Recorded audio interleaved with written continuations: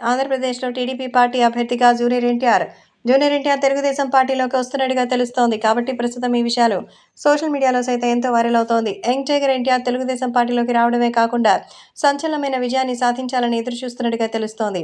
Junior ఎన్టీఆర్‌కి సంబంధించి ఈ విషయం మాత్రం రాష్ట్ర వ్యాప్తంగా ఎంతో వైరల్ అవుతోంది.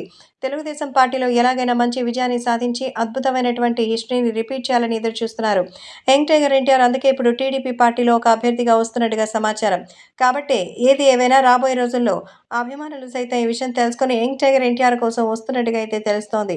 కాబట్టి రాబోయే రోజుల్లో ఎలాగైనా సరే మరి జూనియర్ ఎన్టీఆర్‌ని తెలుగుదేశం పార్టీలోకి తీసుకురావాలనుకున్నారు ఇప్పుడు. ఎన్టీఆర్ తెలుగుదేశం పార్టీకి సంబంధించి మంచి నిర్ణయం తీసుకోబోతున్నట్టుగా సమాచారం. కాబట్టి జూనియర్ ఎన్టీఆర్ మరి తెలుగుదేశం పార్టీ అభ్యర్థిగా పోటీ చేయబోతున్నారు. ఏ స్థానం నుంచి అనేది ఇంకా తెలియలేదు. కాబట్టి ఇప్పుడు సోషల్ మీడియాలో సైతం ఎంతో వైరల్‌గా మారుతోంది. జూనియర్ ఎన్టీఆర్ తెలుగుదేశం పార్టీలో ఎంపీ అభ్యర్థిగానా, ఎమ్మెల్యే అభ్యర్థిగానా రాబోతున్నట్టుగా అయితే తెలుస్తోంది. త్వరలో ఆ నిర్ణయాన్ని సైతం తెలియజేయడానికి సిద్ధంగా ఉన్నట్టుగా సమాచారం. కాబట్టి సోషల్ మీడియాలో సైతం జూనియర్ ఎన్టీఆర్‌కి సంబంధించిన ఈ విషయాలు ఎంతగానో వైరల్ అవుతోంది.